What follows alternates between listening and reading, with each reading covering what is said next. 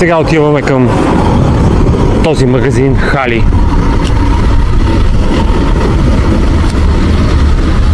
За да видим как може да се пазарува там, какви са условията и правилата, за да няма повече разочаровани съкварталци, които да започват деня си с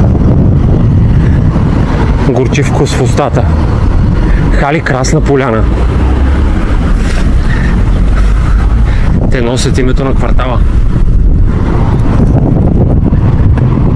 Но нека да видим какво се случва там. Тук не съм идвал от години.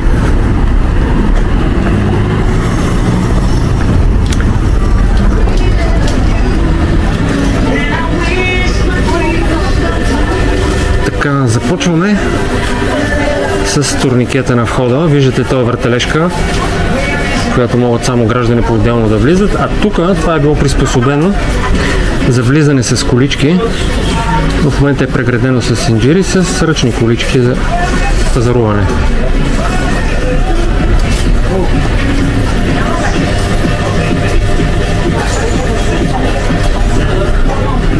Иначе като цяло готовност за минаване с колички има. Просто е възпрепятстване. Да видим навътре какво става. Така човек ще убие.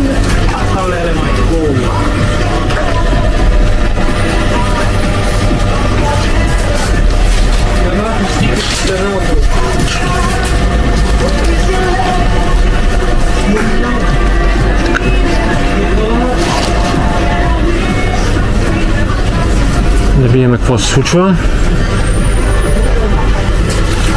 Тук има някакви турби по земята. Може да преминем? Може. Вие тук работите ли сте клиенти в момента? Работим. Ага, зареждате? Да. Добре, само да се разминем. Ето. Тук винаги ли е така мръсно по земята? Не, само сега когато зареждаме зелен. После ще почисти ли? Да, след зеленчуко. Вие ще влизате. Аз ако бях шеф, щях да знам отговорите. Нямаше да ги задавам. Нещо на въпреки нещо. Не, питам, задавам въпроси. Къде са на въпреки? Не мога да питам за чистота ли? Аз като гражданин имам право да е чисто. Къде е чисто? Вечер минеме. Сега ще го видим дали е чисто. Ето, отблизко. Не е чисто. Ма не ме гонете къде да бягам. Не ме гонете къде да бягам. Управител има ли тук в този магазин? Управител има ли в този магазин? Извинете, вие ли сте управител? Ева да го иш управител. Не дай да ми обяснеш, говори ми нормално.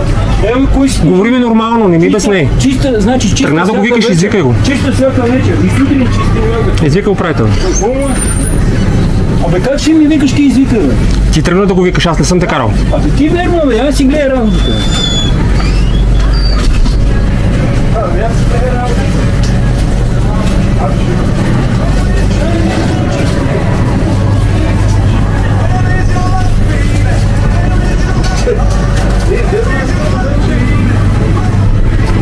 Добре. Видяхте, тук едва ли не се стигна до бой. Виждате какви хора работят в тези хали, но все пак... Прощавайте! Може ли управителя да извикате? Не ми е удобно да отворя, все пак аз нямам право да отварям врати. Мислите, че той е близко до вратата ли? Да, но преди малко един от служителите отвори разбесняни, нямаше управител отзад. Ако може да го извикате, ще ви помоля.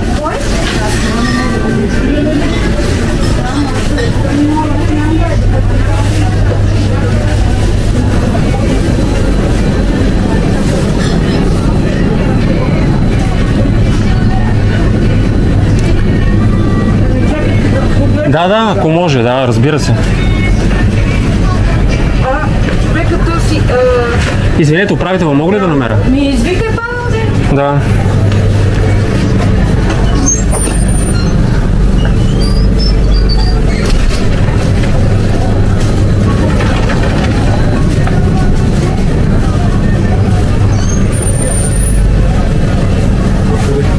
Добър ден, вие ли сте управителя? Аз съм Краси Петров. Снимам си пазаруването тук и на влизането, още на влизането виждам хората, които там зареждат. Попитах, ще се почисти ли, защото беше мръсно на земята. Да, ще се почисти. Казаха, шеф ли си ми? Казах, не, аз съм човек гражданин. ела да извикам управителя, тръгнаха към вас, казах, добре, извикайте управителя, следващата реплика е ти ли ще ми казваш да викам управителя, всичко е заснето, аудио, видео и така нататък. Ето го човека отзад, за него говориме в момента. Този изключително агресивен човек. Ето. Но то се вижда, предишните, всичко е записано. Ето. Колегата е на 2 дни, ще му обясня за какво става въпрос, че когато вади за рече, вижте как пада. Така, да. Тук се почисти, няма как. Така. Трябва да зареди и след това минава. Сега към вас имам следното питане. Краси Петров съм, както вече казах, заснимам видеа за неща, живота в квартала, плюсове, минуси и така нататък. Може да видите. Последното нещо беше, както и да няма смисъл, може да не ви интересува. Сега, защо идвам тук? Тук не бях идвал от години. Прочетох, администратор съм на най-голямата група на Красна поляна, но в друга от групите, не тази на която съм администратор, прочетох пост на Дари Стоилова от сутринта. Ще ви обясня казуса. Става въпрос за идване с детска количка. И жената първо се сблъсква с това, че не може да влезе. Имате специално забрана за влизане с детски колички. Нямаме забрана, казвам какво е. Да. Вижте как нашата стока е палетна. Добре. Единството и всичко е безопасността на децата, защото минават клиенти. Да. И когато се зарежда, минава бута. Да. Това може да падне нещо и да смачка някое детенце. Тоест всичко е в интерес и полза на децата. Абсолютно, защото вижте, то може да погледне. Да. Понеже стоката ни е палетна повечето, и когато мине и нещо падне, а това тежи 15 кила. Така. Добре, ако приемеме, че е така. Абсолютно е така, то няма какво да... Добре, жената казва така обаче. Стига там до началото и влезнала е в някаква комуникация с касиерките, които тя искала пюре да вземе. Тоест, когато по някакъв начин има проблем да влезеш, да приемем независимо дали е правилно забранят или не, винаги трябва да има... Да, но винаги трябва да има някаква комуникация в интерес на клиента. Нали не очакваме жената да си остави детето отвън? Ама жената не може да си остави детето отвън, нали? Или количката. Не, може да остави колежката на каста. Да, но трябва да има комуникация и предложения, нали? Да. Ето е каса. Да. Точно така изглежда и от поста на жената, че те са зад касата, обаче от касата е получил отношение. Не може, няма да влизате. Никакъв толеранс, никакво предложение. Аз си представа, не съм уведомил. Да. Извинете, вие от кога сте на смяна? Днес сутринта бяхте ли на смяна? Ами тук те явно са били жени, нали? Колегата и колежката са втора. Да, добре. Можем ли да разчитаме, че такива ситуации повече няма да има? Вие ще инструктирате. Разбира се. Не ви казвам, ето даже виждате, показвам къде са нещата, може да бъде при тях, те изнесат две нали? Не е проблем да намръднеш. Ние дойдохме от 30 метра. Да. Аз съм изумен, че не е предложено на млада майка с дете на 6 месеца да се отреагира нещо, нали? И аз съм изумен. Да, защото ако ще гониме хората... Никой няма да гони, примерно аз в моя блог получавам ваши рекламни материали, означава, че искате да работите, нали? Всеки човек иска да работи, все нормално е. Добре, искам да ви питам, тук това с продължение следва, ще идвам и ще проверявам какво се случва. Но елате... Това е вашето обяснение. Да попитам, дали са... Това е като цяло вие го виждате, защото не може да бъде разкъмзява нещо, или човек е дал значение да падне това нещо върху детето. Разбира се. Нали, не е да падне нещо лекичко такова. Добре, но тогава вие гарантирате, че щом заради палетите това сте го направили, комуникацията с клиента е, извинете, моля, останете тук, ние ще се погрижиме да получите каквото искате. Така трябва да бъде. Иначе излиза, че определени хора са нежелани тук. Няма определени нежелани хора. Да ви попитам, да ви попитам, в коментарите казаха хора на този пост, който казваме в друга група, че при подобна ситуация тук сте давали обяснение, че това е заради циганките с количка, които влизат и тъпчат стока отдолу. Това има ли нещо такова? Защото дори да има имало такива случаи, аз смятам, че вие трябва да се ангажирате охрана, камери, бдителност. Камери, има си полиция за тази работа. Да. Това са тотални глупости. Добре. Клиент е зависимо от раса, етнос и така нататък.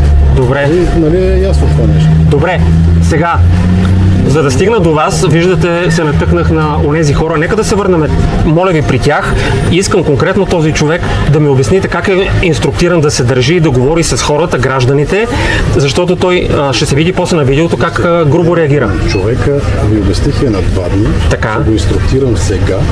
Сега, значи 2 дена работи без, така ли, без инструктаж? Всеки е в тестов период. Трябва първо да се научи какво е магазин, що е стока, нали? Ако може сега да му обясните, че тестовия период зависи и от такова отношение, защото иначе на какво би бил теста? Ето, приемете, че аз вкарвам първото оплакване, ако искате, дайте, ще го напиша в книга, че този човек не знам откъде е взет. Така. Те го за работа. Обяснявам пред човека. Най-важното, най-голямото нещо е клиента. Отношението към клиента е нормално. За какво става въпрос, какво ви трябва, и така. Какво иска клиента, това прави. За нервите има лекари. Това е ясно. Не мисля, че с пръст. За нервите има лекари. Не знам откъде сте дошли, откъде сте ви взели, но може да се върнете там много бързо. Това са разбрали. Клиента и до там. Вие не ме питахте, господин, за каква стока. Всичко има записано. Всичко е записано. Не ми влизайте в диалог. Не ми влизайте в диалог. Не ми влизайте. Не ми влизайте в диалог. Не ми влизайте в диалог. Аз съм длъжен да го обслужа, господина. Той не ме попита. При проблем с нервите има лекари. При проблем с нервите има лекари. Винаги съм бил, винаги, но... Да. Господина не ме попита. На територията на магазина навън, където виждаш ми лицето, може да се му разправиш с мен. Но на територията на магазина ще се държиш добре. Ще се държите добре с хората. Не ме попитахте за стока. Какво би трябвало? Дадени са ви инструкции, добре. Това продължаваме. Как биха? Сайта. Аз съм ги взел отдавна, не знам за маратонките. Взех си от един такъв сайт. Добре, хубаво. Ретро маратон. Значи, след като особено носите името Красна поляна, Хали Красна поляна, очаквам да се работи добре с хората, нали така? Абсолютно. Добре. А вие кой бяхте пак като управител? Павел Йото сте управител тук, нали? Само, че ме чак като взе за стока. Добре. Достатъчно време ми отделихте, благодаря ви. Ако има нещо, но да знаете, пак ще дойда. Няма проблем. Окей, лека работа. Довиждане, лека работа.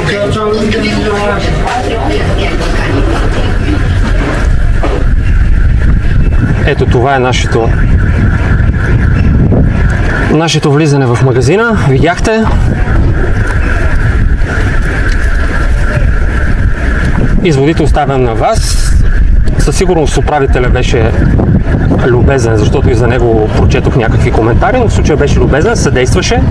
За служителите сами ще си направите изводи от заснетото, но аз пак ще дойда тук, за да видим, това е първа част, за да видим какво се случва и ще се радвам в коментарите по това видео. Ако след момента на публикуването имате някакви негативни преживявания тук, да ми съобщите, скъпи приятели и съкварталци. Това е за сега от Хали Красна поляна. До скоро!